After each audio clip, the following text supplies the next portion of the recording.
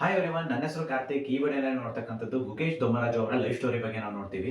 ಅವ್ರು ಯಾರು ಅಂತಂದ್ರೆ 2024ನಲ್ಲಿ ಬರೀ 18ನೇ ವಯಸ್ಸಿಗೆ ಚೆಸ್ ವರ್ಲ್ಡ್ ಚಾಂಪಿಯನ್ಶಿಪ್ ನ ಹೊಡೆದಂತವ್ರು. ಅವರು ನಮ್ಮ ಇಂಡಿಯಾಗೆ ಸೇರಿರ್ತಕ್ಕಂಥ ತಮಿಳುನಾಡಿನ ಚೆನ್ನೈ ಅನ್ನೋ ಪ್ಲೇಸ್ ನಲ್ಲಿ ಅವ್ರು ಲಿವಿಂಗ್ ಇದ್ದಾರೆ.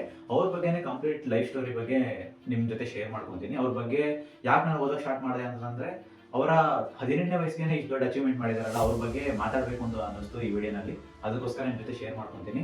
ಗುಕೇಶ್ ದೊಮ್ಮರಾಜು ಅನ್ನೋ ಸೆಕೆಂಡ್ ನೇಮ್ ಏನು ಅಂತಂದ್ರೆ ಅವರ ಫ್ಯಾಮಿಲಿ ನೇಮ್. ಅವ್ರ ಫ್ಯಾಮಿಲಿ ನೇಮ್ನೇ ಅವ್ರ ಸೆಕೆಂಡ್ ನೇಮ್ ಆಗಿ ಅವ್ರು ಇಟ್ಕೊಂಡಿದ್ದಾರೆ.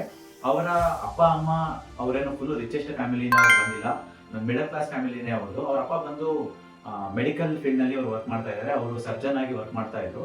ಅವ್ರ ತಾಯಿ ಬಂದ್ಬಿಟ್ಟು ಮೈಕ್ರೋಬಯಾಲಜಿಸ್ಟ್ ಆಗಿ ವರ್ಕ್ ಮಾಡ್ತಾ ಇದ್ದಾರೆ. ಅವ್ರ ತಂದೆ ಒಂದು ಪಾಯಿಂಟ್ ಆಫ್ ಟೈಮ್ ನಲ್ಲಿ ಜಾಬ್ ನೇನೆ ಬಿಡ್ತಕ್ಕಂಥ ಸಿಚುವೇಶನ್ ಬಂತು. ಯಾಕಂತಂದ್ರೆ ಇವ್ರಿಗೆ ಗುಕೇಶ್ ಅವರಿಗೆ ಚೆಸ್ ಕಾಂಪಿಟೇಷನ್ಸ್ ಕರ್ಕೊಂಡು ಹೋಗ್ಬೇಕಾಗಿತ್ತಲ್ಲ. ಇಂಟರ್ ಸ್ಟೇಟ್ ಆಗಿರ್ಬೋದು, ಇಂಟರ್ ಕಂಟ್ರಿಗೆ ಆಗಿರ್ಬೋದು, ಬೇರೆ ಬೇರೆ ಕಂಟ್ರೀಸ್ಗೆಲ್ಲ ಟ್ರಾವೆಲ್ ಮಾಡ್ಬೇಕಲ್ಲ. ಯಾವುದೇ ರೀತಿಯಾದ ಕಂಪನೀಸ್ ಅವರಿಗೆ ಸ್ಪಾನ್ಸರ್ ಮಾಡಲಿಲ್ಲ. ಇವಾಗ ಗೆದ್ದಾದ್ಮೇಲೆ ತುಂಬಾ ಅವಾರ್ಡ್ಸ್ ಆಗಿರ್ಬೋದು, ತುಂಬಾ ಗಿಫ್ಟ್ಸ್ ಆಗಿರ್ಬೋದು, ಕ್ರೋರ್ಸ್ ಆಫ್ ಕ್ರೋರ್ ಮನಿ ಒಂದು ಗೌರ್ಮೆಂಟ್ ನಿಂದ ಕೊಡೋದಾಗಿರ್ಬೋದು. ತಮಿಳುನಾಡು ಗೌರ್ಮೆಂಟ್ ಸ್ಟಾಲಿನ್ ಅವರು 5 ಕೋಟಿ ಅವರಿಗೆ ಪ್ರೈಸ್ ಆಗಿ ಕೊಟ್ಟಿದ್ದಾರೆ ಈ ವರ್ಲ್ಡ್ ಚಾಂಪಿಯನ್ಶಿಪ್ ನ ಗೆದ್ದಿದ್ದಕ್ಕೆ. ಈ ರೀತಿ ಎಲ್ಲ ಕೊಡ್ತಾ ಇದ್ದಾರೆ. ಬಟ್ ಮುಂಚೆ ಸ್ಟೇಜಸ್ ನಲ್ಲಿ ಅವರಿಗೆ ಯಾವುದೇ ರೀತಿಯ ಸ್ಪಾನ್ಸರ್ಶಿಪ್ ಇರಲಿಲ್ಲ. ಅದರಿಂದಾಗಿ ಒಂದು ಪಾಯಿಂಟ್ ಆಫ್ ಟೈಮ್ ನಲ್ಲಿ ಅವ್ರ ತಂದೆ ಅವರ ಸರ್ಜನ್ ಜಾಬ್ ಮಾಡ್ತಾ ಇದ್ರಲ್ಲ, ಆ ಜಾಬ್ ನ ಬಿಟ್ಬಿಟ್ಟು ಇವ್ರನ್ನ ಕರ್ಕೊಂಡು ಹೋಗ್ತಕ್ಕಂಥ ಸಿಚುವೇಶನ್ ಕೂಡ ಬಂತು. ಅವ್ರ ತಾಯಿ ಬಂದು ಪದ್ಮಾ ಕುಮಾರಿ ಅಂತ, ಅವ್ರ ತಂದೆ ಹೆಸರು ರಜನಿಕಾಂತ್ ಅಂತ. ಅವರು ಪ್ರಾಪರ್ ಆಗಿ ನೋಡಿದ್ರೆ ತಿರುಪತಿ ಅನ್ನೋ ಡಿಸ್ಟಿಕ್ಗೆ ಸೇರಿರ್ತಕ್ಕಂಥ ಒಂದು ಫ್ಯಾಮಿಲಿ.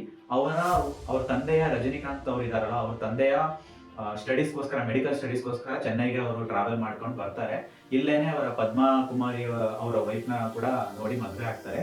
ಮದುವೆ ಆದ ನಂತರ ಆ ದಂಪತಿಗೆ ಹುಟ್ಟಿದಂತವ್ರೇನೆ ಈ ಗುಕೇಶ್ ಅವರು. ಗುಕೇಶ್ ಅವರಿಗೆ ಚಿಕ್ಕ ಹುಡುಗನಿಂದಾನೇ ಒಂದು ಮೆಂಟಲ್ ಎಬಿಲಿಟಿ ರಿಲೇಟೆಡ್ ಆಗಿರ್ಬೋದು ಅಥವಾ ಆಪ್ಟಿಟ್ಯೂಡ್ ಆಗಿರ್ಬೋದು, ಈ ತರ ಒಂದು ಪ್ರಾಬ್ಲಮ್ ಸಾಲ್ವಿಂಗ್ ಬಗ್ಗೆ ತುಂಬಾನೇ ಇಂಟ್ರೆಸ್ಟಿಂಗ್ ಆಗಿದ್ರು. ಆ ಇಂಟ್ರೆಸ್ಟಿಂಗ್ ಇಂದ ಅವರಿಗೆ ಈ ಚೆಸ್ ಕಾಂಪಿಟೇಷನ್ಸ್ ಎಲ್ಲ ಗೆಲ್ಲಕ್ಕೆ ಕೂಡ ಇದು ಕೂಡ ಮೇನ್ ರೀಸನ್. ಅವರಿಗೆ 7ನೇ ವರ್ಷದಲ್ಲಿ ಅವರು ಚೆಸ್ ನ ಒಂದು ಕೋಚಿಂಗ್ ನ ತಗೊಳಕ್ ಸ್ಟಾರ್ಟ್ ಮಾಡ್ತಾರೆ. ಅವ್ರ ಅಪ್ಪ ಅಮ್ಮ ಸೇರಿಸ್ತಾರೆ.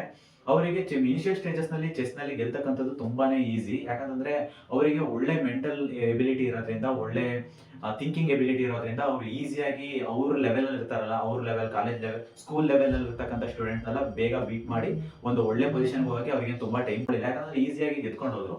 ಅವರ ಒಂದು ಮೆಂಟಲ್ ಎಬಿಲಿಟಿ ತುಂಬಾನೇ ಸ್ಟ್ರಾಂಗ್ ಆಗಿತ್ತು.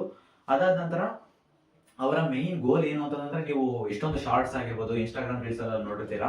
ಅವ್ರು ಏನಂತ ಹೇಳಿದ್ರೆ ಗೋಲ್ನ ಅತಿ ಶೀಘ್ರದಲ್ಲಿ ಒಬ್ಬ ವರ್ಲ್ಡ್ ಚೆಸ್ ಚಾಂಪಿಯನ್ಶಿಪ್ ನ ನಾನು ಹೊಡಿಬೇಕು ಅಂತಕ್ಕಂಥದ್ದೇ ಅವರ ಒಂದು ಗೋಲ್ ಆಗಿತ್ತು. ಅದರ ಪರಿಣಾಮನೇ ಈಗ ಅವರು ವಿನ್ ಆಗಿದ್ದಾರೆ ಅಂತಾನೂ ಹೇಳ್ಬೋದು. ಅವರು ನೀವು ಆ ಮ್ಯಾಚ್ ನ ಕೂಡ ನೋಡಿರ್ಬೋದು. ಅವರು ಕೊನೆ ಮೂನಲ್ಲಿ ಪಕ್ಕ ಗೆಲ್ತೀನಿ ಅನ್ನೋ ಸಿಚುವೇಶನ್ ಬಂದಾಗ ಅವ್ರ ಕಣ್ಣಲ್ಲಿ ಫುಲ್ ನೀರ್ ಹಾಕೊಂಡು ಫುಲ್ ಎಮೋಷನಲ್ ಆಗ್ಬಿಟ್ರು. ಅವರ ಚಿಕ್ಕ ಹುಡುಗನಿಂದನೂ ಒಂದು ಅತಿ ದೊಡ್ಡ ಕನಸು ಇದಾಗಿತ್ತು. ಅದಾದ ನಂತರ ಇವ್ರ ತಂದೆ ತಾಯಿ ಕೂಡ ಮೊದಲಿಗೆ ತುಂಬಾ ಟ್ರಸ್ಟ್ ನ ಅವ್ರ ಮೇಲೆ ಇಡ್ಲಿಲ್ಲ. ಅದಾದ ನಂತರ ಅವರ ಒಂದು ಮೆಂಟಲ್ ಎಬಿಲಿಟಿ, ಬೇಗ ಆ ಚೆಸ್ ತುಂಬಾ ಚೆನ್ನಾಗಿ ಅವ್ರು ಆಡ್ತಾ ಇರೋ ಪರ್ಫಾರ್ಮೆನ್ಸ್ ನೋಡಿ ಅವರು 13ನೇ ವಯಸ್ಸಿಗೆನೆ ಇಂಡಿಯನ್ ಗ್ರ್ಯಾಂಡ್ ಮಾಸ್ಟರ್ ಆಗಿ ಅವರು ಸೆಲೆಕ್ಟ್ ಆಗ್ತಾರೆ. ಇಂಡಿಯನ್ ಗ್ರ್ಯಾಂಡ್ ಮಾಸ್ಟರ್ ಅಂತಂದ್ರೆ ಏನು ಅಂದ್ರೆ, ಈ FIDE ಅಂತ ಒಂದು ಆರ್ಗನೈಸೇಷನ್ ಇದೆ. ಆ FIDE ಆರ್ಗನೈಸೇಷನ್ ವರ್ಲ್ಡ್ ಚಾಂಪಿಯನ್ಶಿಪ್ ಇದು ಬರುತ್ತಲ್ಲ ಗೇಮ್, ಒಲಿಂಪಿಯಾ, ಅದನ್ನ ಕಂಡಕ್ಟ್ ಮಾಡ್ತಕ್ಕಂಥದ್ದು FIDE ಅನ್ನೋ ಒಂದು ಆರ್ಗನೈಸೇಷನ್. ಈ ವರ್ಲ್ಡ್ ಚಾಂಪಿಯನ್ಶಿಪ್ ಹೇಗೆ ವರ್ಷ ಕಂಡಕ್ಟ್ ಆಗುತ್ತೆ ಅಂದ್ರೆ 2 years once ಕಂಡಕ್ಟ್ ಆಗುತ್ತೆ. ಅದು 2014 ಇಂದ ಹೇಗೆ ನಡೀತಿದೆ ಅಂದ್ರೆ 2 years once ವರ್ಲ್ಡ್ ಚಾಂಪಿಯನ್ಶಿಪ್ ನ ಕಂಡಕ್ಟ್ ಮಾಡ್ತಾರೆ. ಅದು ಈವನ್ ಇಯರ್ಸ್ ಅಲ್ಲಿ ಕಂಡಕ್ಟ್ ಮಾಡ್ತಾರೆ. ಫಾರ್ ಎಕ್ಸಾಂಪಲ್ 2016, 18, 2020 ಈ ರೀತಿ ಈವನ್ ಇಯರ್ಸ್ ನಲ್ಲಿ ಕಂಡಕ್ಟ್ ಮಾಡ್ತಾರೆ. 2020 ಮತ್ತೆ 22 ನಲ್ಲಿ ಕಂಡಕ್ಟ್ ಮಾಡಬೇಕಾಗಿರ್ತಕ್ಕಂಥ ವರ್ಲ್ಡ್ ಚಾಂಪಿಯನ್ಶಿಪ್ ನ 2021, 23 ನಲ್ಲಿ ಕಂಡಕ್ಟ್ ಮಾಡೋದು. ಯಾಕಂತಂದ್ರೆ ಕೋವಿಡ್ ಪ್ಯಾಂಡಮಿಕ್ ಇದ್ದಿದ್ದರಿಂದ ಆ ಟೈಮ್ ನಲ್ಲಿ ಕಂಡಕ್ಟ್ ಮಾಡ್ತಾರೆ. ಅದಾದ ನಂತರ ಇವ್ರು ಏನ್ ಮಾಡ್ತಾರೆ ಅಂತಂದ್ರೆ, ಬರೀ 13ನೇ ವಯಸ್ಸಿಗೆ ಚೆಸ್ ಗ್ರ್ಯಾಂಡ್ ಮಾಸ್ಟರ್ ಅಂತ ತಗೊಂತಾರೆ. ಈ FIDE ರೇಟಿಂಗ್ ಅಂತ ಕೊಡ್ತಾರೆ.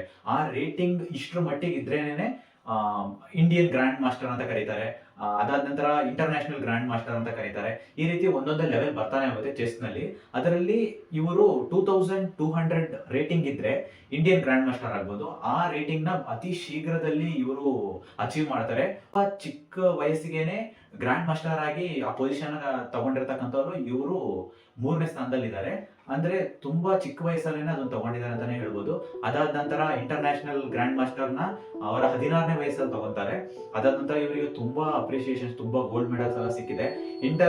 ಚೈನಾಗೆ ಕೂಡ ಹೋಗಿ ಅಲ್ಲೂ ಕೂಡ ಗೇಮ್ ನ ವಿನ್ ಮಾಡಿದ್ದಾರೆ. ತುಂಬಾ ಗೋಲ್ಡ್ ಮೆಡಲ್ಸ್, ಬ್ರಾನ್ಸ್ ಮೆಡಲ್ಸ್ ಎಲ್ಲ ವಿನ್ ಮಾಡಿದ್ದಾರೆ. ಅವರ ಅಚೀವ್ಮೆಂಟ್ಸ್ ನ ನೋಡೋದಾದ್ರೆ ಇವರು ಟೀಮ್ ಗೋಲ್ಡ್ ಮೆಡಲ್ ಮತ್ತೆ ಇಂಡಿವಿಜುವಲ್ ಗೋಲ್ಡ್ ಮೆಡಲ್ಸ್ ನ ಅಚೀವ್ ಮಾಡಿದ್ದಾರೆ, ಅದನ್ನ ಗೆದ್ದಿದ್ದಾರೆ. 45th ಚೆಸ್ ಒಲಿಂಪಿಯನ್ ಅಲ್ಲಿ ಇವರೇನೆ ಗೆದ್ದಿರ್ತಕ್ಕಂಥದ್ದು. ಗೋಲ್ಡ್ ಮೆಡಲ್ ನ ಇವರು ವಿನ್ ಮಾಡಿದ್ದಾರೆ. 2022 ನಲ್ಲಿ ಬ್ರಾನ್ಸ್ ಮೆಡಲ್ ನ ವಿನ್ ಮಾಡಿದ್ದಾರೆ. ಯಂಗೆಸ್ಟ್ ಕ್ಯಾಂಡಿಡೇಟ್ ಟೂರ್ನಮೆಂಟ್ ವಿನ್ನರ್ ಅಂತ ಕೂಡ ಒಂದು ಅವಾರ್ಡ್ ಇವ್ರ ಹತ್ರ ಇದೆ.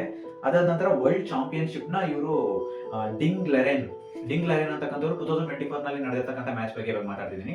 ಡಿಂಗ್ ಲೆರೆನ್ ಅನ್ನೋರು ಚೈನಾಗೆ ಸೇರಿರ್ತಕ್ಕಂಥ, ಇವ್ರೇನು ಸಾಧಾರಣವಾದ ಪ್ಲೇಯರ್ ಅಲ್ಲ. ಇವರು ಕೂಡ ಚೈನಾನಲ್ಲಿ ಹೇಗೆ ನಮ್ಮ ಇಂಡಿಯನ್ ಗ್ರ್ಯಾಂಡ್ ಮಾಸ್ಟರ್ ಅಂತ ಹೇಳ್ತಾರೆ, ಚೈನೀಸ್ ಗ್ರ್ಯಾಂಡ್ ಮಾಸ್ಟರ್ ಆ ಪೊಸಿಷನ್ ಇವರು ಅತಿ ಬೇಗನೆ ಇವ್ರನ್ನು ಕೂಡ ವಿನ್ ಮಾಡಿದ್ದಾರೆ. ಇವ್ರು ಇಂಟೆಲಿಜೆಂಟ್ ಅಂಡ್ ಚೈನಾದಲ್ಲಿ 3 times ಚಾಂಪಿಯನ್ಶಿಪ್ ನ ವಿನ್ ಮಾಡಿದ್ದಾರೆ. 2023-24 ನಲ್ಲಿ 70th ವರ್ಲ್ಡ್ ಚಾಂಪಿಯನ್ಶಿಪ್ ನ ಕೂಡ ಇವರು ವಿನ್ ಮಾಡಿದ್ದಾರೆ. ಸೊ ಇವರು ಕೂಡ ಒಂದು ಒಳ್ಳೆ ಪ್ಲೇಯರ್, ತುಂಬಾ ವಿನ್ ಆಗ್ತಾರೆ ಅಂತ ಎಕ್ಸ್ಪೆಕ್ಟ್ ಮಾಡಿರ್ತಕ್ಕಂಥ ಪ್ಲೇಯರ್. ಇವ್ರನ್ನ ಬೀಟ್ ಮಾಡಿ ನಮ್ಮ ಹೀರೋ ಇದಾರಲ್ಲ ಗುಕೇಶ್ ಅವರು ವಿನ್ ಮಾಡಿದ್ದಾರೆ. ಅದಾದ ನಂತರ ಇದೆಲ್ಲ ಇವರ ಕೀ ಅಚೀವ್ಮೆಂಟ್ಸ್ ಅಂತ ಹೇಳ್ಬೋದು. ಇವರ ಫ್ಯಾಮಿಲಿ ಬ್ಯಾಕ್ ಗ್ರೌಂಡ್ ನೋಡಿದ್ರೆ ನಾನು ಹೇಳಿದಾಗೆ ತಿರುಪತಿಯಿಂದ ಇಲ್ಲಿಗೆ ಚೆನ್ನೈಗೆ ರಿಲೊಕೇಟ್ ಮಾಡಿ ಬಂದಿರತಕ್ಕಂಥ ಫ್ಯಾಮಿಲಿ ಬ್ಯಾಕ್ ಗ್ರೌಂಡ್ ಇವ್ರದ್ದು. ತುಂಬಾ ಚಿಕ್ಕ ವಯಸ್ಸಿಗೆ ಇಷ್ಟು ದೊಡ್ಡ ಅಚೀವ್ಮೆಂಟ್ ನ ಮಾಡಿದ್ದಾರೆ.